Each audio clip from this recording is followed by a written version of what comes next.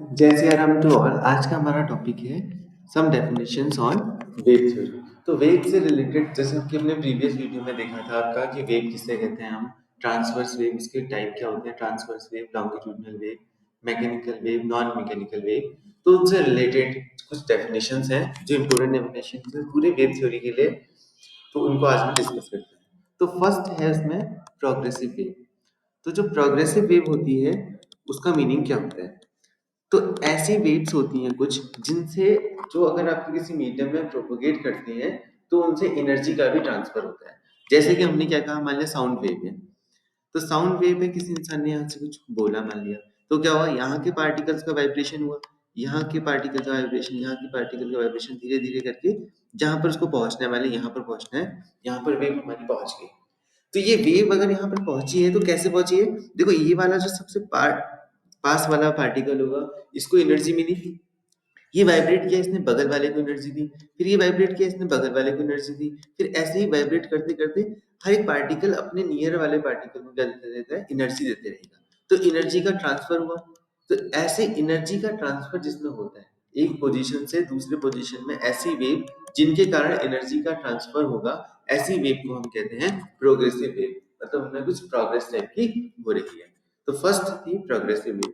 Second है आपका stationary wave. तो स्टेशनरी तो नाम से ही आपको लग रहा होगा कि स्टेशनरी का मीनिंग क्या है। ऐसी वेव कुछ होंगी जिनमें आपका जो एनर्जी का ट्रांसमिशन नहीं होगा, मतलब वेव तो आपको दिखाई देंगी लेकिन उनमें जो एनर्जी का ट्रांसफर है वो नहीं होगा। तो इसके बाद स्टेशनरी वेव के बारे में हम बाद में बहुत चर्चा करेंगे कि क्या होती है। तो स्टेशनरी वेव में जैसे आपने देखा होगा पहले, अगर 12th में पढ़ा होगा, तो ये आपकी इस टाइप की, या आप कह सकते हो सेकंड टाइप।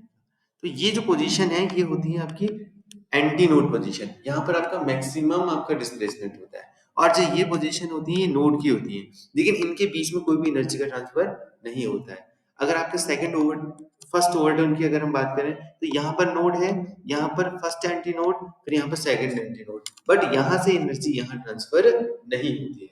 और स्टेशनरी वेव बनती कैसे है? अगर आपने माने यहाँ पर कोई आपकी स्प्रिंग है और स्प्रिंग को आपने मोशन दिया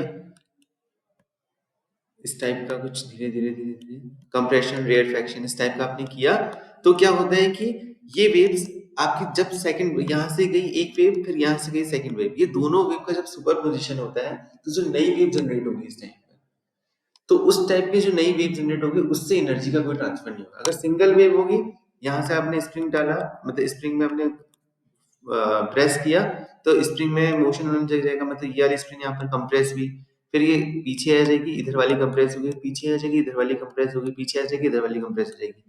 तो ये कंप्रेशन और रेयरफेक्शन वाला जो पोजीशन है, इससे भी एनर्जी का ट्रांसफर होगा। मतलब हर एक पार्टिकल अपने अगल बगल वाले को क्या देगा, एनर्जी ट्रांसमिट कर रहा है। लेकिन यही काम अगर फिर यहाँ से रिफ्लेक्ट बैक होके एक वेव और आई है, तो ये दोनों वेव की जो मिक्सिंग होगी, एक वेव इधर से और वे एक वेव इधर से, तो कोई भी एनर्जी का ट्रांसफर नहीं होगा, और यहाँ पर आपके नोड एंटी नोड आपको मिलेंगे। तो वो स्टेशनरी वेव होती है। तो स्टेशनरी वेव में आपको केवल इतना याद रखना है कि ऐसी वेव जहां पर एनर्जी का ट्रांसफर नहीं होता है उसको हम कहते हैं स्टेशनरी वेव। अगला वाला पॉइंट है आपका एम्पलीट्यूड। तो एम्पलीट्यूड का मतलब क्या होता है? एम्पलीट्यूड का मतलब होता है जैसे पार्ट वेव जो है किसी मीडियम में जनरेट हुई, तो उस मीडियम के पार्टिकल का इक्विलिब्रियम पोजीशन से मैक्सिमम डिस्प्लेसमेंट क्या है। तो देखो, जैसे अगर मान लिया आपने कोई रस्सी थी, रस्सी को ऊपर झटका इस टाइप का, मतलब रस्सी यहाँ पर बंधी हुई थी, यहाँ पर आपका हाथ था और आपने इस रस्सी को झटका, आपने देखा होगा ऐसे वेव जनरेट होती है। तो मैक्सिमम डिस्प्लेसमेंट जो है, ये मीन पोजीशन है, इस मीन पोजीशन से मैक्सिमम जो डिस्प्लेसमेंट है किसी वेव का, किसी पार्टिकल का, किसी पार्टिकल का जो मैक्सिमम डिस्प्लेसमेंट है उसकी इक्विलिब्रियम पोजीशन से, उसको हम कहते हैं उसका एम्पलीट्यूड। ठीक हो गया। नेक्स्ट पॉइंट है आपका fourth, time period. Time period का मतलब क्या होता है? टाइम पीरियड का मतलब होता है आपका कि एक साइकिल को पूरा करने में कितना टाइम लगा। यहां से यहां तक का क्या है आपका, एक साइकिल है। इस एक साइकिल को पूरा करने में लगे हुए टाइम को हम क्या कहते हैं? टाइम पीरियड कहते हैं। नेक्स्ट है आपका फ्रीक्वेंसी। फ्रीक्वेंसी का मतलब क्या हुआ? फ्रीक्वेंसी का मतलब हुआ एक सेकंड में ऐसे कितने साइकिल कंप्लीट हुए। मान लो 2 साइकिल कंप्लीट हुए तो इसकी फ्रीक्वेंसी क्या हो जाएगी? 2 हर्ट्ज हो जाएगी। इसका यूनिट है। फिर इनके रिलेशंस के बारे में भी हम बात करेंगे कि फ्रीक्वेंसी और टाइम पीरियड में क्या रिलेशन होता है, ऐसे वेवलेंथ में क्या रिलेशन होता है। अभी हम केवल डेफिनेशंस के बारे में बात कर रहे हैं। तो फ्रीक्वेंसी का मतलब क्या समझे? फ्रीक्वेंसी का मतलब है कि 1 सेकंड में कितने ऑसिलेशन पॉसिबल है। अगर एक पॉसिबल है तो 1 हर्ट्ज हो गई, दो पॉसिबल है तो 2 हर्ट्ज, तीन है तो 3 हर्ट्ज। और टाइम पीरियड का मतलब क्या है? एक ऑसिलेशन में कितना टाइम लगा। नेक्स्ट वाला पॉइंट है जिसको हम कह रहे हैं फेज। फेज का मतलब क्या है? फेज एक ऐसी चीज है जो किसी पार्टिकल की पोजीशन को और उसके डायरेक्शन ऑफ मोशन को बताती है। Particle motion and direction of, इसकी भी बहुत जरूरत पड़ती है। मैं बाद के जब हम डेरिवेशंस करेंगे वेव थ्योरी के, तो उस टाइम पे हमें इसकी जरूरत पड़ेगी। तो एक particle motion and direction of, direction of vibration कह सकते हैं। तो फेज क्या करता है? फेज क्या करता है आपका? फेज जो डिनोट करता है वो करता है कि पार्टिकल का motion and direction of vibration. जैसे मान लें ये पार्टिकल है यहाँ पर, अगर ये पार्टिकल है तो इस पार्टिकल का अभी डायरेक्शन कहाँ की ओर है? नीचे की ओर है। और पोजीशन क्या है? वो ये पोजीशन है। तो ये इसका फेज डिफाइन करेगा।